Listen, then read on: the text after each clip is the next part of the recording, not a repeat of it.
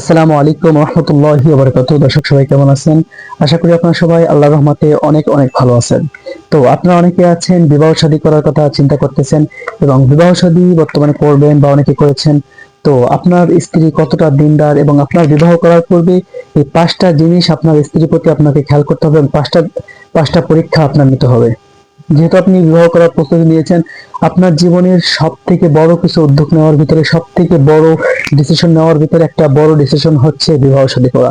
কারণ আপনার life partner, যার সাথে আপনি আপনার পুরো জিন্দগি পার করবেন, যার সাথে আপনি আপনার জীবনের শুরু থেকে আপনি শেষ পর্যন্ত যার সাথে পার করতে চান এবং আখেরাতে আপনি যার সাথে একসাথে থাকতে চান, রাসূলুল্লাহ সাল্লাল্লাহু আলাইহি ওয়াসাল্লামের সুন্নাত অনুযায়ী তাকে পাঁচটা পরীক্ষা করতে হবে। আপনার পাঁচটা জিনিস দেখে, পাঁচটা দিক দেখে আপনাকে বিবাহ করতে হবে। এই পাঁচটা দিক দেখে যদি আপনি বিবাহ করেন, আশা করি আপনার জীবনটা জান্নাতময় হয়ে যাবে। আর এই পাঁচটা দিক যদি দেখে আপনি বিবাহ না করেন, আশা করি বিবাহের পরে আপনার জীবনটা জাহান্নামের থেকেও ভয়ঙ্কর হয়ে যাবে। কারণ বিবাহ শাদীর পরে আপনি যার সাথে চলাফেরা করবেন, যার সাথে আপনার জীবন অতিবাহিত করবেন, সে যদি আপনার আপনার কথা না শুনে, আপনার পথে না চলে, দ্বীনের পথে না চলে, ইসলামের পথে না চলে, তাহলে আপনার জীবনটা ধ্বংস হয়ে যাবে। এই জন্য সবার জন্য এই ভিডিওটা, এবং সকলের কাছে রিকোয়েস্ট করব সকলে যার যার স্থান থেকে এই ভিডিওটা শেয়ার করবেন। তো বিবাহ শাদী করার পূর্বে আপনাদের সবার এই পাঁচটা পরীক্ষা নিতে হবে। আপনি যে মেয়েকে বিবাহ করবেন তার প্রতি এই পাঁচটা পরীক্ষা আপনাদের প্রত্যেকের নিতে হবে। তো সকলের কাছে রিকোয়েস্ট, দেশ এবং প্রবাস থেকে যে যেখান থেকে এই ভিডিওটা দেখতেছেন, সকলের কাছে সর্বপ্রথম রিকোয়েস্ট থাকবে আপনারা সবাই ভিডিওটা শেয়ার করে দিবেন, যাতে প্রত্যেকটা মুসলমান ভাই এবং প্রত্যেকটা মুসলমান বোন এই ভিডিওটা দেখতে পারে। কারণ এটা ভাইদের জন্য যতটা প্রয়োজন, বোনদের জন্য এই একই রকম এই ভিডিওটা প্রয়োজন। তো যেই বিষয়টা নিয়ে আলোচনা করব সেটা হচ্ছে বিবাহ শাদী করার পূর্বে আপনি আপনার স্ত্রীর প্রতি পাঁচটা পরীক্ষা নেন বা পাঁচটা দিক দেখে আপনি বিবাহ করেন। তার ভিতরে সর্বপ্রথম দিক হচ্ছে আপনার স্ত্রী দিনদার কিনা। তার ভিতরে যাকে বিবাহ, সর্বপ্রথম এক নম্বর হচ্ছে আপনি যাকে বিবাহ করবেন সেই দিনদার কিনা, সেই বিষয়টার প্রতি আপনার খেয়াল রাখতে হবে এবং সেটা দেখতে হবে। বা দিনদার কিনা, আপনি যাকে বিবাহ করতেছেন, আপনার আহলিয়াত, আপনি যার প্রতি আকৃষ্ট হচ্ছেন সে কতটা দিনদার, এরা কিভাবে আপনি বুঝবেন?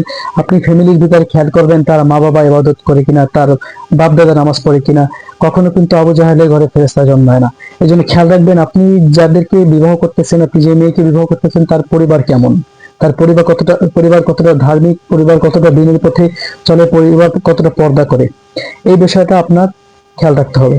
বলেছিলাম যে যাকে বিবাহ করতেছেন সেই পরিবারটা দিনদার কিনা এটা খেয়াল রাখতে হবে। প্রথম নম্বর চলে গেল। এবার দ্বিতীয় নম্বর হচ্ছে আপনি যে মেয়েকে বিবাহ করতেছেন সেই পর্দাশীল এবং লজ্জাবান কিনা দেখতে হবে। পর্দাশীল কিনা।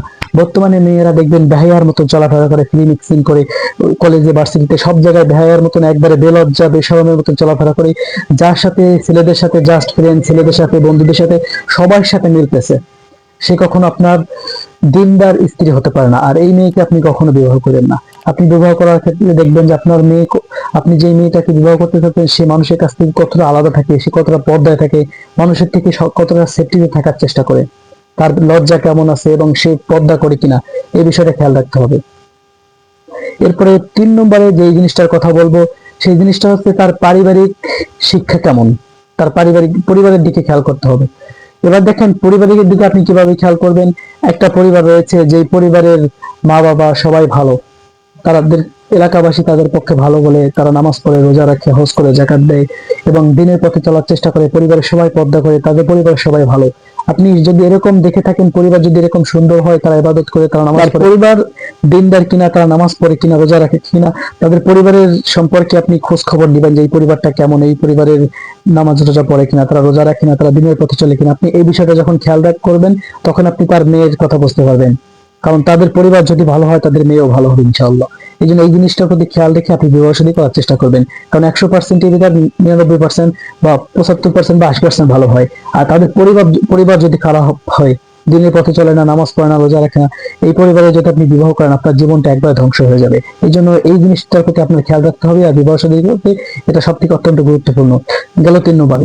এবার আসলে হচ্ছে স্ত্রীর পরিবারের দিক দেখতে হবে।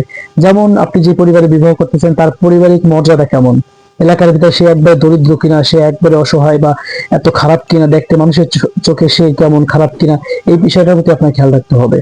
এটা খেয়াল রাখলে আপনি বুঝতে পারবেন বিবাহ শাদী করে এখানে ভালো হবে, এখানে আপনার ইজ্জত সম্মান পাবেন এবং এখানে আপনার জন্য ভালো হবে। এরপর 5 নম্বরে আসেন, তার সাংসারিক জ্ঞান কেমন। একটা বিবাহ শাদীর জন্য সাংসারিক জ্ঞান কিন্তু অত্যন্ত জরুরি।